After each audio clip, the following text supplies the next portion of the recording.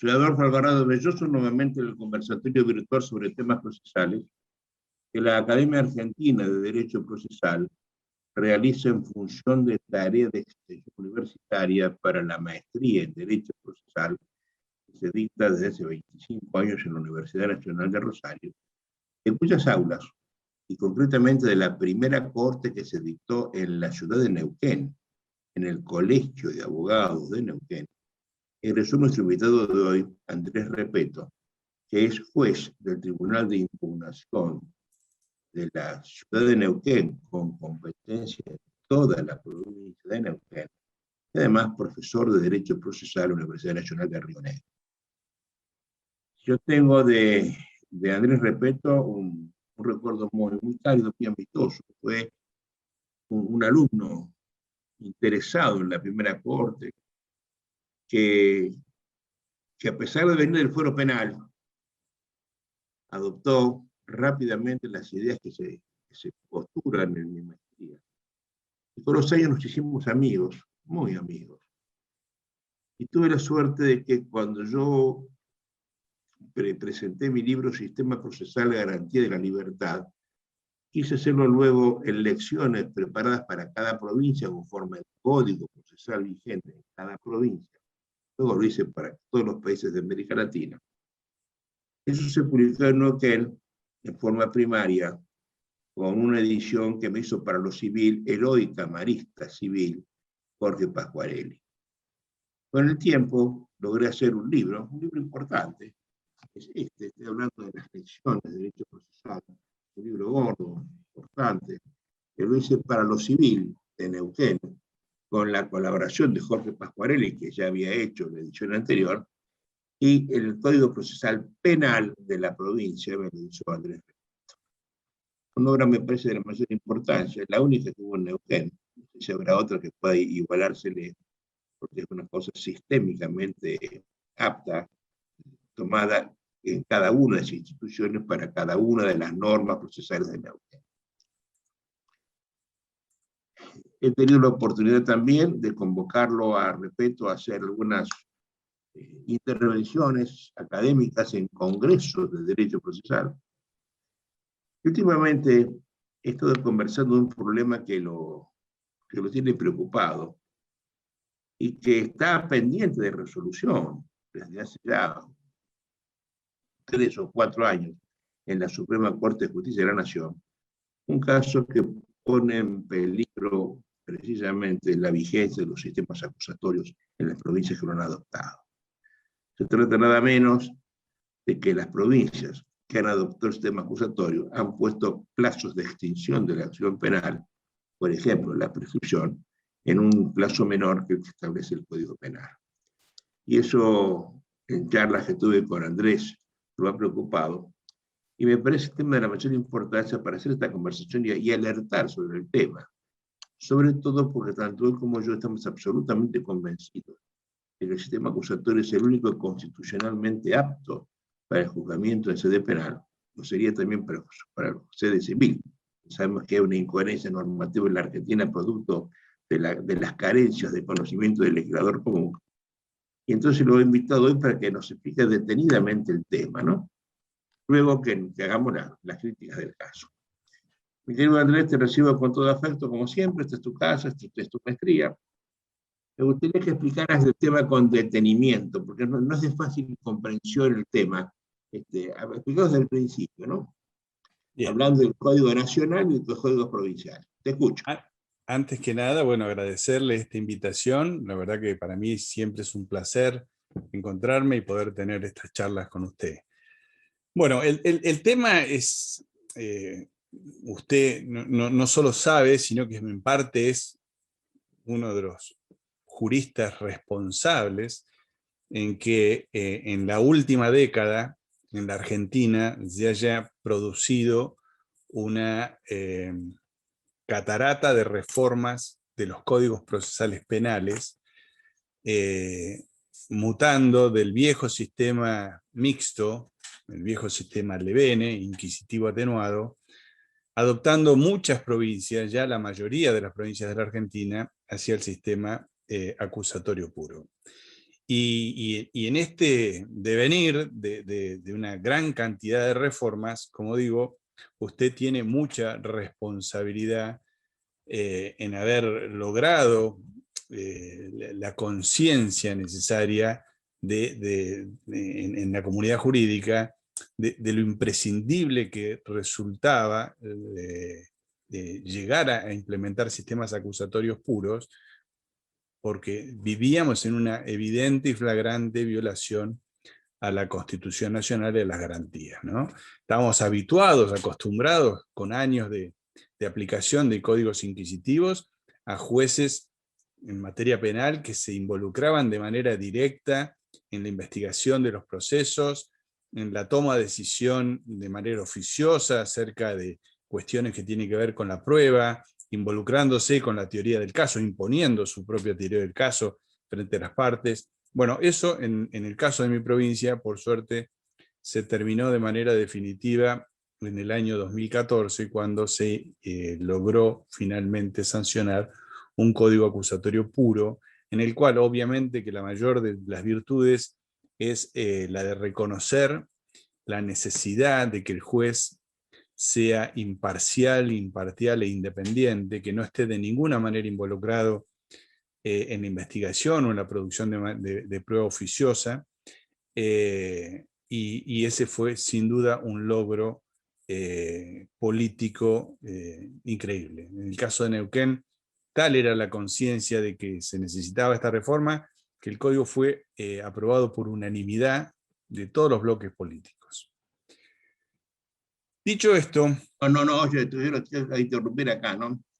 Yo sé que Neuquén fue una provincia pionera en esto que estamos hablando, y además pionera en el acatamiento de la idea, porque yo recuerdo que con antelación el sistema acusatorio se aprobó en la provincia de Buenos Aires, por ejemplo, pero la gestión del sistema acusatorio se le entregó a viejos jueces de institución penal, o a viejos fiscales que siguieron adoptando el mismo criterio, la misma forma de pensar después de instrucción, cuando eran ya jueces de garantía o jueces de juicio que eran ajenos al tema.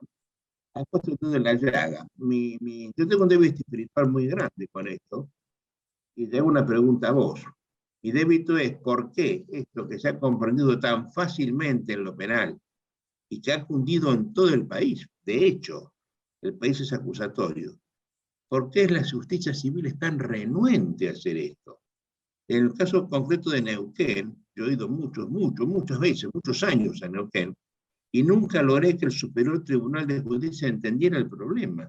Lo entienden para lo penal, pero no para lo civil. Es Es increíble. decir, si yo tengo un secuestro de una menor, seguido de violación seguida de muerte, el juez actuante es de palo. No puede formar su teoría del caso, no puede, mira, escucha, pero no puede preguntar, no puede involucrarse. En cambio, si yo te vendo un kilo de queso, y vos no me lo pagaste, el juez se mete en mi casa, hace una inspección ocular, es una cosa de loco, tendría que ser al revés, y sin embargo, esto no se entiende. ¿Por qué crees vos ya como viejo juez, como antiguo juez, no como antiguo juez? ¿Qué ha pasado que esto tiene esta incoherencia normativa? Y en Neuquén es una clara muestra de esto, porque se han metido ya 3 o 4 intentos de reforma, afortunadamente ninguno cundió todavía, pero atención, están al borde de siempre, porque buscan para reformar la ley a lo más granado del sistema inquisitivista doctrinal argentino. ¿Cuál es tu opinión? Al margen del tema que vamos a tratar, ¿eh? Sí, sí, es difícil decirlo, la verdad que es muy difícil. En materia penal, claramente, fueron tantos los abusos y tan notorios porque está en juego la libertad de las personas, entonces, que se cometieron a lo largo de tantos años, que se creó de alguna manera, digamos, el movimiento necesario desde los operadores del sistema para lograr vencer las resistencias.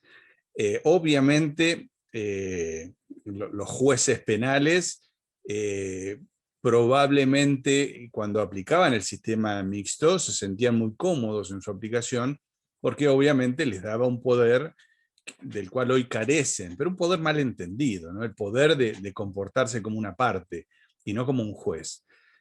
Pasaron en Neuquén dos cosas para mí decisivas para lograr implementar el código acusatorio. Una fue, sin duda alguna, que se hayan hecho 8 o 9 cortes, creo que hicimos, de la maestría de Derecho Procesal. Eso, sin lugar a dudas, creó una semilla en muchos operadores del sistema, muchos que en ese momento estamos hablando de 10, 12 años ya de maestrías ininterrumpidas en Neuquén, que eran jóvenes abogados y ahora son funcionarios con puestos de responsabilidad. Con lo cual ahí hubo un clic en muchos funcionarios que entendieron la necesidad de implementar un sistema acusatorio puro. Y segundo, se dio una casualidad histórica, y es que hubo un recambio generacional en los jueces. Poco tiempo antes de que la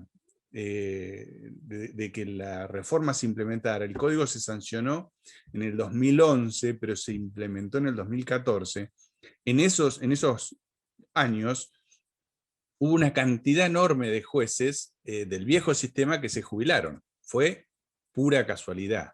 Con lo cual, quienes asumimos cargos de responsabilidad en el proceso penal, éramos la nueva generación que ya veníamos con estas ideas necesarias de implementar sistemas acusatorios. Yo, por ejemplo, en el año 2010 ya había ganado ante el Consejo de la Magistratura local el cargo de juez de cámara, venía de ser defensor y obviamente de ser alumno de la primer corte de maestría, con lo cual tenía todos los componentes para volcarme de lleno en la implementación de la reforma, y yo creo que la reforma fue exitosa en gran medida, porque todos los operadores en materia penal estábamos comprometidos con la reforma, realmente estábamos convencidos. Y mucho más en Neuquén, porque en Neuquén no solo se implementó un código procesal penal acusatorio, sino que además ese código vino acompañado con un sistema de jurados populares del sistema anglosajón, para algunos delitos, los delitos más graves, ¿no? Aquellos delitos en los que el fiscal estima que va a pedir una pena superior a 15 años, delitos contra la vida y contra la integridad sexual de las personas. Con lo cual, el compromiso era doble, no solo con las bases del sistema acusatorio en sí mismo, sino además con la idea de, entre comillas, ¿no?, compartir el poder, que algunos jueces lo interpretan así, con jurados populares. Neuquén fue un éxito rotundo. Ahora, ¿qué pasa en materia civil? Yo creo que ha aprendido en muchos jóvenes funcionarios, algunos ya no tan jóvenes por la cantidad de años que llevamos, de haberse dado las maestrías de Derecho Procesal, pero se ha logrado una base, digamos, una masa crítica de funcionarios comprometidos con la aplicación de un sistema acusatorio en lo civil. Pero no se dio, paradójicamente, ese recambio generacional.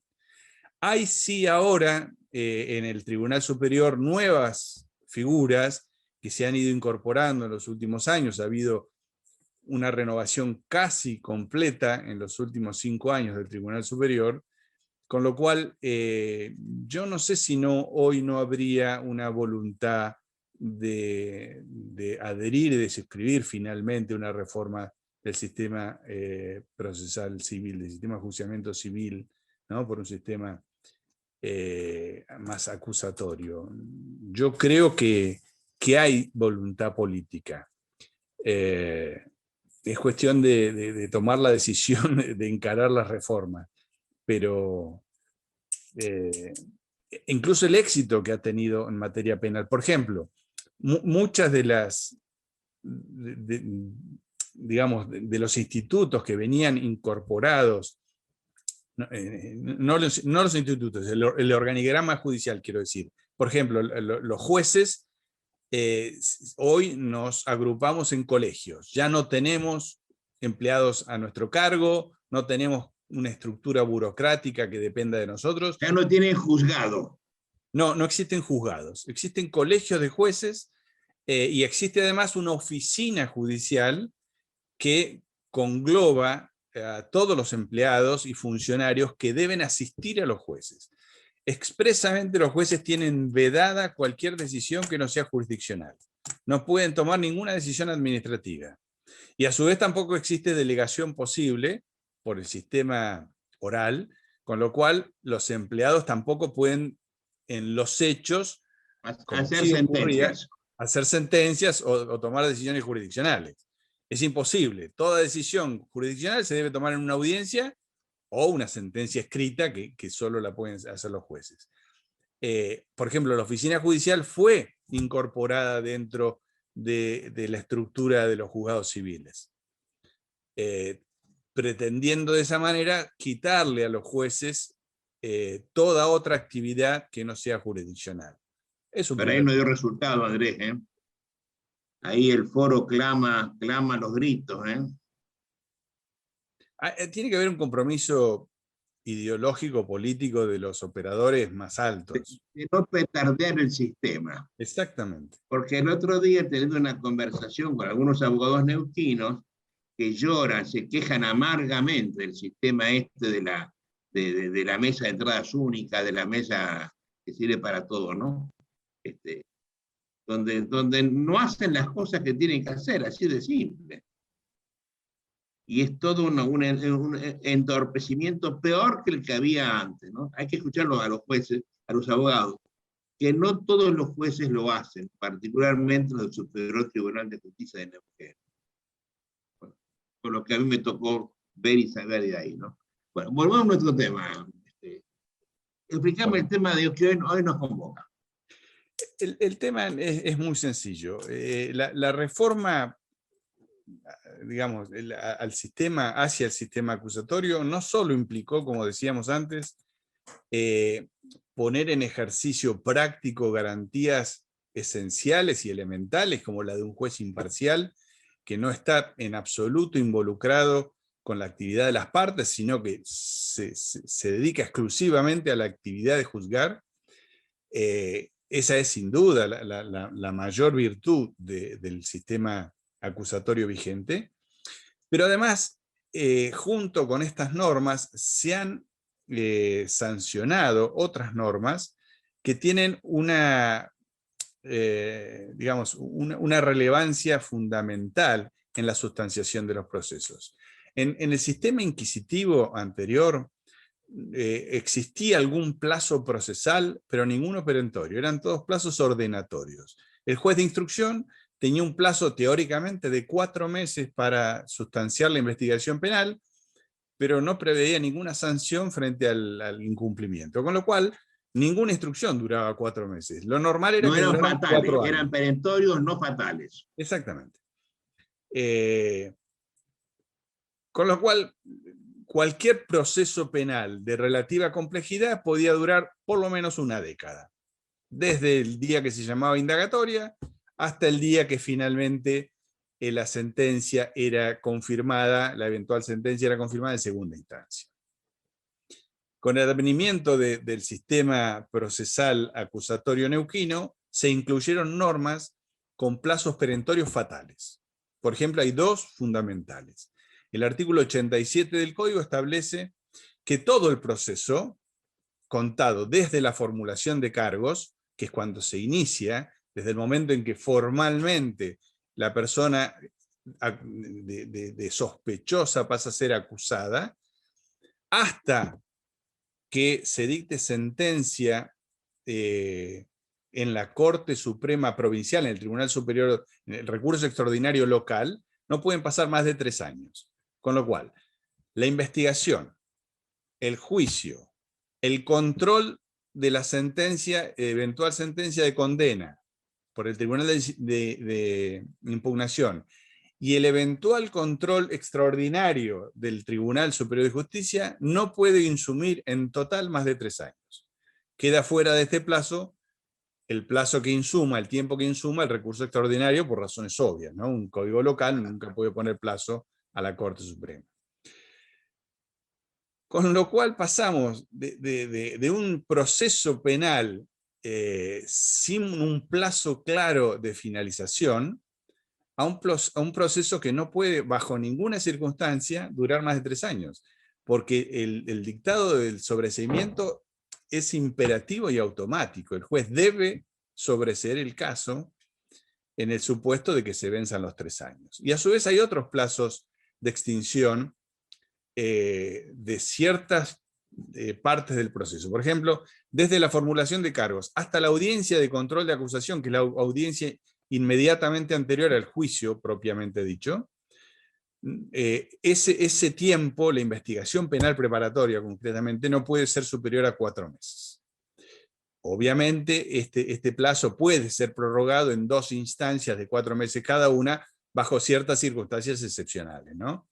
Hay ciertos delitos que por su complejidad y demás pueden requerir más tiempo. Con lo cual se prevén que ese plazo pueda extenderse por 2 periodos más de 4 años, llevándolo a un máximo total de 1 año. Pero no más que eso. Y nuevamente, si se vence el plazo de 4 meses, el juez debe sobreseer al acusado.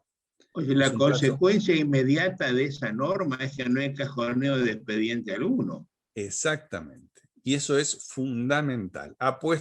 Nos ha puesto a trabajar de manera corriendo a todos los operadores del sistema, fiscales en particular y jueces en particular. Es más, por ejemplo, el Tribunal de Impugnación tiene un plazo máximo de 10 días para dictar sentencia y es considerado falta grave violar ese plazo. Con lo cual implica el inicio de un jurado de enjuiciamiento.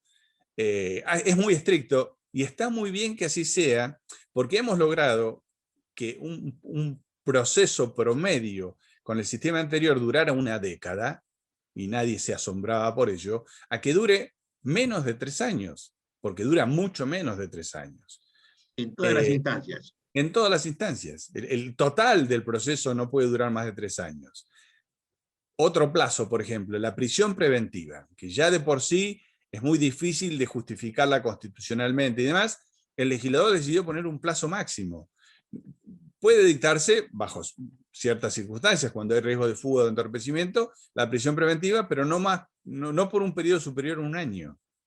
Con lo cual, solo se dicta a pedido de parte acusadora, obviamente. No existe el concepto de que un juez pueda disponerla de oficio, ¿no? Si no hay ningún acusador que no la pida, no se impone. Pero cuando la solicitan, es un bien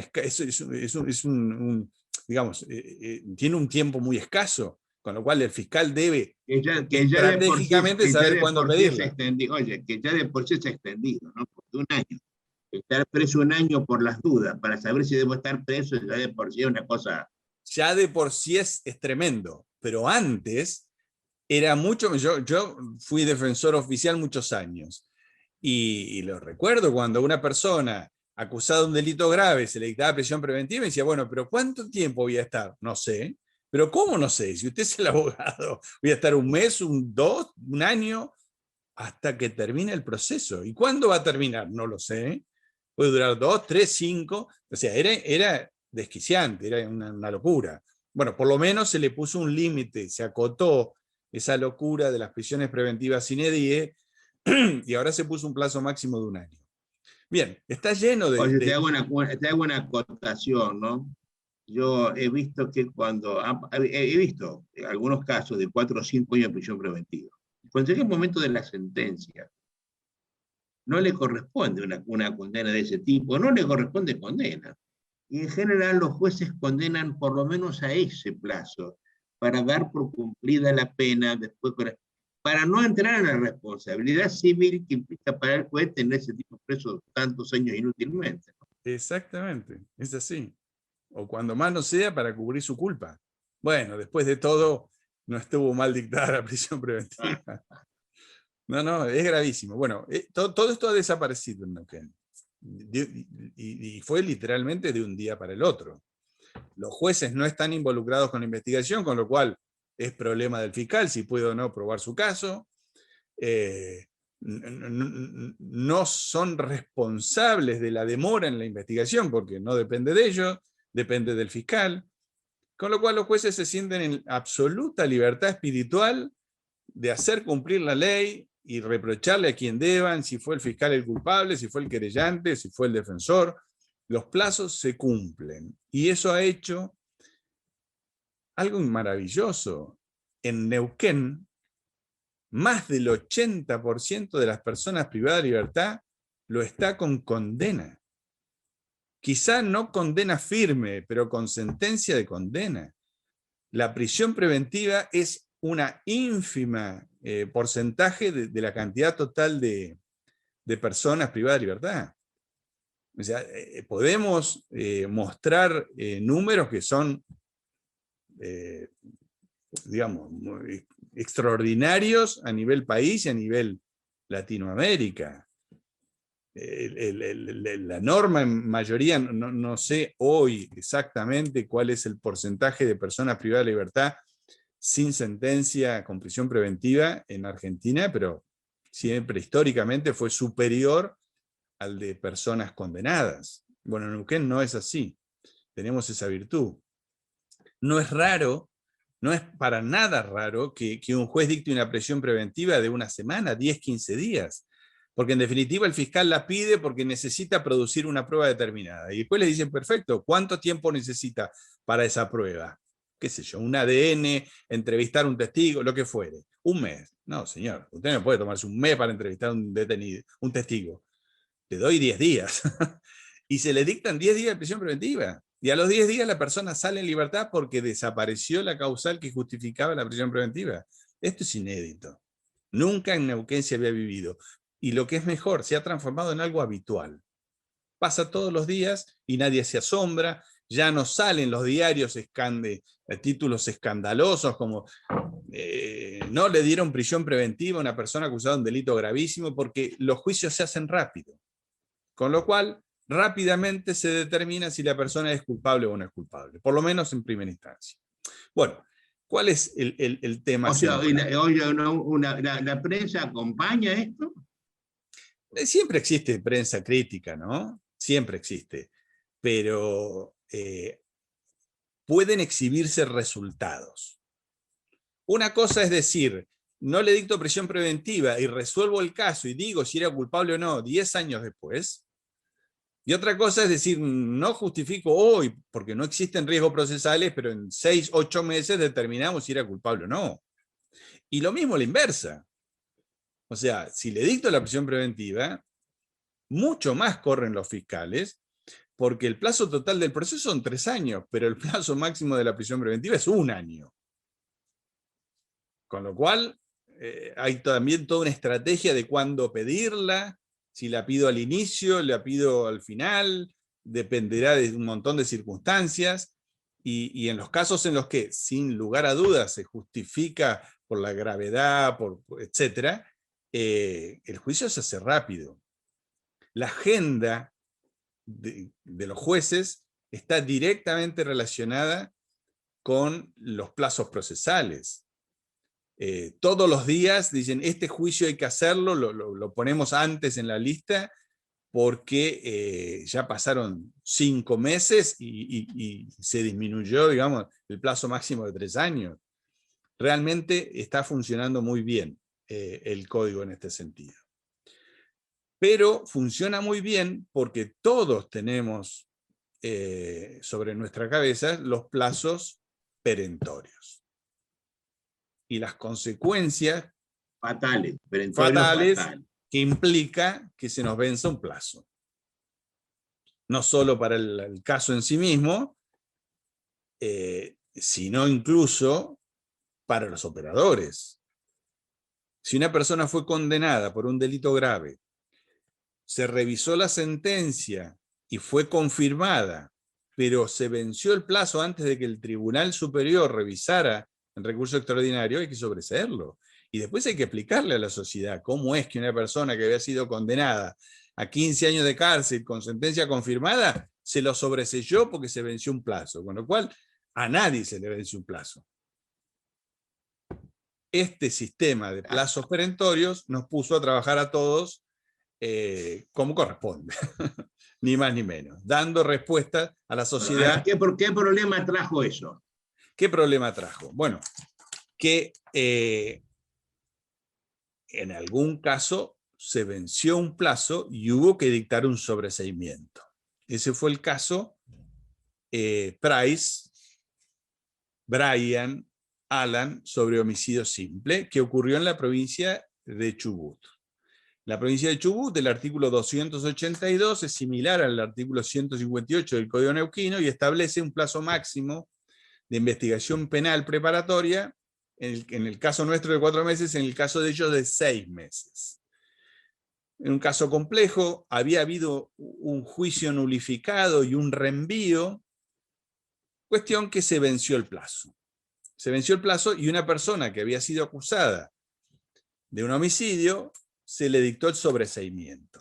Y la querella se agravió y dijo... Por vencimiento del plazo. Por vencimiento del plazo, exactamente. El plazo fatal. Y la querella se agravió... O sea, por inoperancia judicial se lo sobreselló. Sí, exactamente. Y en ese caso, la querella impugnó sin éxito ante los tribunales locales, argumentando, entre otras cosas, la inconstitucionalidad de esa norma por considerar que en realidad las normas locales no pueden regular plazos de extinción de la acción distintos a los que regula el Código Penal, concretamente a la prescripción de la acción en el artículo 59 y 62 del Código Penal. Como dije, sin éxito en la instancia provincial, los tribunales provinciales consideraron que es una facultad no delegada, porque en definitiva es la regulación de un aspecto propio del proceso, son facultades no delegadas al gobierno federal, y este caso está pendiente en la Corte con dictamen favorable a la inconstitucionalidad por parte del Procurador General de la Nación. El dictamen lo firmó el doctor Casal, si no mal no recuerdo. Sí, Eduardo Casal. El dictamen es de abril del 2016. Todavía está pendiente. ¿Cuál es el riesgo? A ver, la Corte... Oye, la Corte no se anima a resolverlo, ¿no? Probablemente, porque encima hay antecedentes en los cuales declaró la inconstitucionalidad de normas provinciales que regularon de manera distinta al Código Penal el ejercicio de la acción, concretamente limitándola. Por ejemplo, en el caso Eduardo Wilde y otros, este es un caso relativamente viejo, del año 86. Bueno, hay varios casos. El caso Miranda, del año 51. El caso pero ahora, del año 37. Interrumpo, ahora, ya no recuerdo, pero casi recientemente, la Corte se ha expedido, o sea, te recuerdo que el Código Civil y Comercial de la Nación, el nuevo, establece plazos autoriza que las provincias tengan plazos de prescripción diferentes en materia impositiva. Ajá. Y la Corte acaba de declararlo inconstitucional, diciendo que no puede delegar a las provincias una tarea que pertenece a la nación, ¿no? Son primo hermano, ¿eh? Sí, bueno, esa es la gran discusión. Puede, a ver, ¿qué es inconstitucional en definitiva? ¿La norma provincial que regula el límite máximo de juzgamiento? Claramente, cuando hablamos de acción penal, estamos hablando de una norma procesal. ¿Es una facultad delegada o no delegada? Esas son las preguntas esenciales. El hecho de que el Código Penal haya regulado desde el año 22 el plazo máximo de prescripción habilita a que las provincias no puedan regular un plazo menor? Bueno, todas estas preguntas, Por de pronto, a ver, te interrumpo, no es un plazo de prescripción, No, sino de caducidad de la acción. exactamente, Y la acción es un programa procesal no delegado. exactamente. Es así. Yo creo, a ver,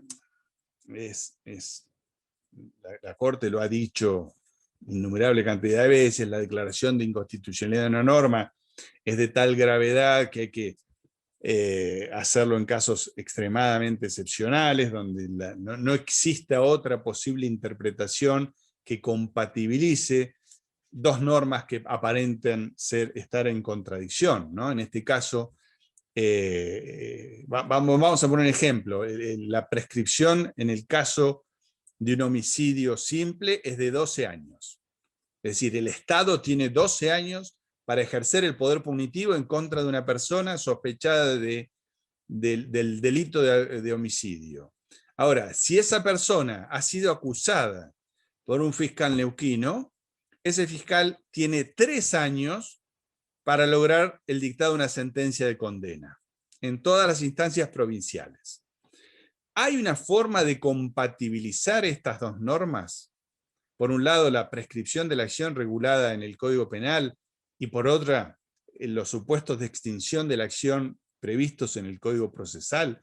Yo entiendo que sí, porque de alguna manera considero que lo que busca el Código Penal en definitiva, al regular el ejercicio de la acción, es tratar de aminorar la diversidad procesal, ¿no? de 24 códigos procesales distintos y unificar criterios en bien de un mínimo de seguridad jurídica.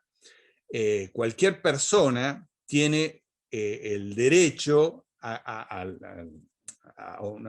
la seguridad jurídica que implica un plazo unificado para que el Estado pueda ejercer el poder punitivo en su contra, ¿no? Esto de que puedo ser perseguido de manera eterna, bueno, rompe con el esquema, me parece a mí, de un mínimo de seguridad jurídica en un Estado constitucional de derecho. Ahora, lo que regulan los códigos procesales es algo parecido pero no idéntico, y es el derecho a ser juzgado en un plazo razonable, con lo cual, aquel que está siendo sospechado de la comisión de un ilícito, para poner un ejemplo, un homicidio, puede claramente pedir que, digamos, que se decrete la prescripción de ese delito 12 años después de cometido, siempre y cuando no haya habido supuestos de interrupción del curso de la prescripción, que también están previstos. Ahora, cuando esa persona sospechada pasa a integrar el proceso y ahora es convocada al juicio penal, proceso penal, y se la acusa formalmente, ahora el Estado tiene un plazo mucho más exiguo para demostrar su culpabilidad, porque lo que ahora está en juego es el derecho a ser juzgado en un plazo razonable. Y no es razonable que un tribunal se tome 12 años para determinar si es o no culpable. Puede tener 12 años para lograr encontrar al autor de ese delito. Pero una vez que se ha individualizado a un sujeto como posible autor, comience el juzgamiento, y que comience el juzgamiento, ahora sí, el Estado debe darle una respuesta pronta. En el caso de Neuquén, esa respuesta no puede ir más allá de 3 años. El fiscal neuquino tiene 3 años para decidir si es culpable o inocente. No tiene 4. Oye, Andrés, el argumento es impecable, ¿eh? Bueno. Hay que ser muy necio para no entenderlo. Digamos, este argumento nunca fue esgrimido por la Corte. La Corte, en los casos que cité, es mucho más escueto. La Corte se ha limitado a decir las provincias no pueden, por ejemplo, ha dicho en este caso Wilde, en este caso era un caso del Chaco, ¿no? El Chaco, en tanto, establecen el desistimiento tácito como causa de extinción de la acción y el consecuente sobreseimiento definitivo del proceso son contrarios al artículo 31 y 67, inciso 11 de la Constitución Nacional, de la Constitución Vieja, en razón de la disconformidad de esas normas locales con lo previsto por el artículo 59 del Código Penal, que prevé la prescripción. Ese era el criterio clásico que tuvo la Corte, y yo creo que por eso se está tardando en resolverlo, porque el efecto inmediato sería que los plazos desaparecerían, los plazos perentorios desaparecerían, con lo cual inmediatamente caeríamos en la tentación de relajarnos y que los juicios duren lo que duren, y si duran una década como era antes, bueno, después de todo, mientras no esté prescripta en los términos del Código Penal, así era como pensaban, ¿no? Entonces teníamos una persona en prisión preventiva durante 8 o 10 años sin saber si era culpable o no, y como usted dice, después la tentación de declararlo culpable era mucha para poder explicarle y justificar el tiempo que estuvo detenido. Oye, es imprescindible que hagas un trabajo sobre esto, Andrés, ¿eh? Bueno. Porque, oye, del tema, de que se comprenda el tema, de que se comprenda la federalidad del tema, de que se entiendan adecuadamente cuáles son las tareas reservadas en el principio de reserva de la Constitución. Porque, a ver, yo que recuerdo, yo me sentí yo me integré mucho con el Código Civil argentino, ¿no? Por muchas razones, tiramos 100 y pico de años por la borda de doctrina, de jurisprudencia, cuando ya sabíamos que la posición era un hecho y no un derecho, empezamos todo de nuevo, lo perdimos a Borda, a Llerena, a Colmo, perdimos todo, por un capricho de alguien que además sacó un código que no era perfecto y no era bueno. De esto se quejó únicamente en la República Argentina el entonces presidente, fue ministro decano del Superior de la Corte Suprema de Justicia de la Provincia de Buenos Aires, el comentado filósofo Héctor Negri, que escribió en su blog de internet un artículo que se llamó La claudicación de la cultura. Y a mí me sirvió ese trabajo de la claudicación de la cultura para hacer una conferencia acerca de las virtudes del principio de reserva. ¿Por qué estamos buscando que el hombre que es juzgado sea juzgado por alguien de su misma idiosincrasia? Que de eso se trata. Lo estás viendo en el Neuquén, cuando la etnia mapuche quiere ser juzgada por un mapuche, cosa que de hecho ocurre cuando el problema es entre mapuches. Vos no intervenís nunca en un problema entre mapuches. Eso lo juzga el padre de familia, qué sé yo quién. Pero no es razonable que un capitalino juzgue con la mentalidad capitalina a un problema de mapuche, ¿no? Y eso es la razón por la cual las provincias se mantuvieron, retuvieron todo lo relativo a la administración de justicia. Y entre ellos está la persecución. Los plazos de juzgamiento, los plazos de enjuiciamiento, es propio del principio de reserva y no lo está diciendo nadie eso.